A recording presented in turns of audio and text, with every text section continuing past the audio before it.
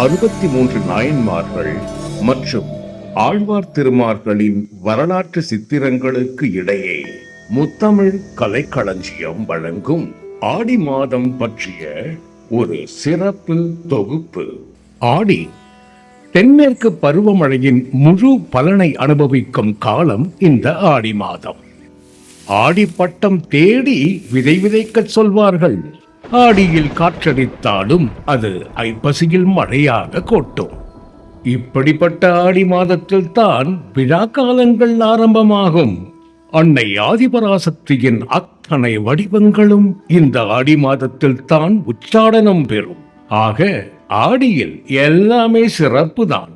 ஆடி கிருத்திகை, ஆடி பூரம், ஆடி அமாவாசை, ஆடி வெள்ளி, ஆடி செவ்வாய் என மாதம் முழுவதும் சிறப்பு தான், விழாக்கள் தான், கொண்டாட்டங்கள் தான். ஆனால் புதுமண தம்பதிகளுக்கு மட்டும் இந்த மாதம் பிடிக்காத மாதமாக போய்விடும். காரணம், ஆடி மாதத்தில் பெண்ணாக பிறந்தவள் பிறந்த வீட்டில் தான் இருக்க வேண்டும் என்பது எல்லோரும் அறிந்ததே. ஆனால் ஒரு காரணத்தை முன்னிட்டுத்தான் இந்த பழக்கத்தை ஏற்படுத்தினார்கள். அதாவது, ஆடியில் ஆணும் பெண்ணும் இணைந்தால் சித்திரையில் குழந்தை ஜனனமாகும். ஜாதக ரீதியாக இது தந்தைக்கு உகந்த பலனை அளிக்காது என்பது ஒரு கருத்து.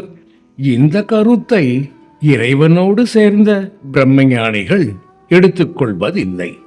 இந்த ஆடி மாதத்திற்கு ஒரு சிறப்புமிக்க புராண வரலாறு உள்ளது. அதாவது, ஆடி என்னும் தேவலோக மங்கை சிவபெருமான் மீது இச்சை கொள்கிறாள். சிவபிரானின் கண்பட்டாலே போதும் என்னும் அளவிற்கு அவளது மோகம் நீண்டது. இறைவனின் உடலில் தான் பாதி தேகத்தை பெற வேண்டும் என்று முனைப்போடு உமாமகேஸ்வரி பூலோகத்தில் தவம் இருக்கும் காலத்தை ஆடி என்னும் தேவலோக மங்கை தனக்கு சாதகமாக பயன்படுத்திக் கொண்டு சர்ப்பமாக வடிவெடுத்து கைலையில் நுழைந்து விட்டாள். உமாமகேஸ்வரி போன்ற உருவமும் எடுத்துக்கொண்டாள்.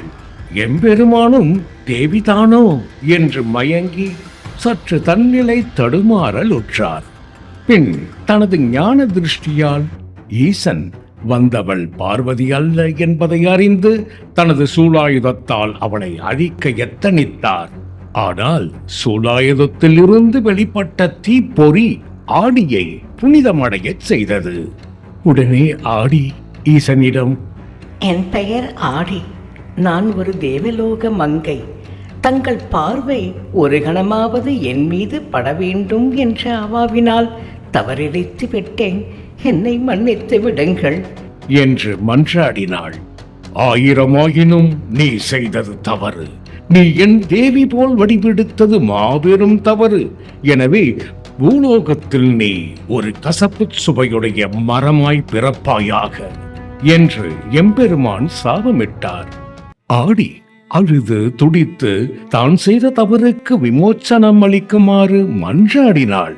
மனமிறங்கிய இறைவன், கசப்பான மரமானாலும் உனக்கு ஆதிசக்தியின் அருள் கிட்டும் வேம்பு எனப்படும் அந்த மரம் இருக்கும் இடத்தில் சக்தியை வழிபடுவது போல் உன்னையும் வழிபடுவார்கள். ஆடி எனும் நாமகரணம் கொண்ட உன் பெயராலேயே பூலோகத்தில் ஒரு மாதம் ஆடி என்று அழைக்கப்படும் என்று ஈசனால் விமோச்சனம் பெற்ற அந்த தேவலோக மங்கை ஆடிதான் பூலோகத்தில் வேப்பமரம் ஆனாள். இறைவன் அருளால் வேப்பமரம் மக்களுக்கு நன்மையே செய்து வருகிறது. ஈசனின் சாபம் அவளுக்கு வரமாக மாறிவிட்டது. வேம்பு ஆதிசக்தியின் அம்சமாக நின்று பல நோய்களை தீர்க்கும் மறு மருந்தாகவும் மாறி ஆடியின் மறு வடிவமானது. அம்மனுக்கு உகந்த மாதமாக ஆடி வடிவெடுத்தது. ஆடி மாதம் பெண்மை எனும் சக்திக்கு பெருமை சேர்க்கும் மாதமாகும். ஆடி மாதத்தில் விரதம் இருந்து வழிபாடு செய்ய வேண்டிய முக்கிய விழாக்களை பற்றி இங்கே பார்ப்போம். சூறை காற்றோடு அம்மனின் அருட்காற்று அரவணைக்கும் மாதமாகவும் ஆடி மாதம் திகழ்கிறது. இந்த மாதத்தில் விழாக்கள் வரிசை கட்டி நிற்கும். ஆடி முதல் நாள் தொடங்கி கடைசி நாள் வரையும் கொண்டாட்டங்களுக்கு குறைவிருக்காது. ஆடி மாதத்தில் விரதமிருந்து வழிபாடு செய்ய வேண்டிய முக்கிய விழாக்களை பற்றி இங்கே பார்க்கலாம். ஆடி தபசு. ஒரு முறை அம்பாள் சிவபெருமானிடம் ஒரு வரம் கேட்டாள். அதாவது விஷ்ணுவுடன் இணைந்து காட்சி தர வேண்டும் என்பது அவளது கோரிக்கை. உடனே சிவபெருமான் பொதிகை மலையில் புன்னை வனத்தில் தவம் புரிந்தால் அந்த காட்சி காண கிடைக்கும் என்றார். அம்பாளும் ஒற்றைக்காலில் ஊசி முனையில் நின்று தவம் செய்தாள்.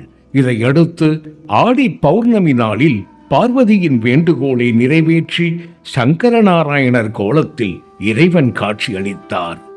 அம்பிகை கோமதி அம்மனாக வடிவம் கொண்டு அந்த காட்சியை கண்டு தரிசனம் செய்தார். இந்த விழா இன்றும் பாரம்பரியமாக சங்கரன்கோயில் திருத்தலத்தில் நடைபெற்று வருகிறது. அடுத்து ஆடிப்பூரம். ஆஹா, அம்பாளுக்குரிய விசேஷ தினங்களில் ஒன்று ஆடிப்பூரம். ஆடி மாதத்தில் வரும் பூரம் நட்சத்திரத்தில் இந்த விழா கொண்டாடப்படுகிறது. இந்த நல்ல நாளில் தான் உமாதேவி அவதரித்ததாக புராணங்கள் கூறுகின்றன. உலக மக்களை காப்பதற்காக அம்பாள் சக்தியாக உருவெடுத்த தினம் ஆடிப்பூரம். இந்து சைவ ஆலயங்களில் மட்டுமல்லாது வைணவ தலங்களிலும் வெகு சிறப்பாக நடைபெறும். ஏனெனில் ஆண்டாள் அவதரித்த தினம் ஆடி மாதத்தில் வரும் பூரம் நட்சத்திரம் ஆகும். அடுத்து ஆடி அமாவாசை. ஆடி மாதத்தில் வரும் அமாவாசையை பித்ருக்கள் தினமாக கொண்டாட வேண்டும். அன்றைய தினம் மறைந்த நம் முன்னோர்களுக்கு தர்ப்பணம் நிறைவேற்றினால் 6 மாதம் தர்ப்பணம் செய்த பலன் கிடைக்கும். சூரிய பகவான் ஆண்மை, ஆற்றல், வீரம் போன்றவற்றை தரும் ஆற்றல் படைத்தவர். மனதுக்கு அதிபதியான சந்திரன் மகிழ்ச்சி, தெளிந்த அறிவு, இன்பம், உற்சாகம் போன்றவற்றை தரவல்லவர். இத்தகைய பெருமைகளை எல்லாம் தருகின்ற சூரிய சந்திரர்களை தாய் தந்தையை இழந்தவர்கள் அமாவாசை தினங்களில் வழிபாடு செய்வது சிறப்பான ஒன்றாகும். தட்சிணாயன காலத்தில் வரும் முதல் அமாவாசை என்பதால் ஆடி அமாவாசை சிறப்பு வாய்ந்ததாக கருதப்படுகிறது. அடுத்து ஆடி கிருத்திகை. கார்த்திகை நட்சத்திரம் முருகப்பெருமானுக்கு உகந்த நட்சத்திரம்.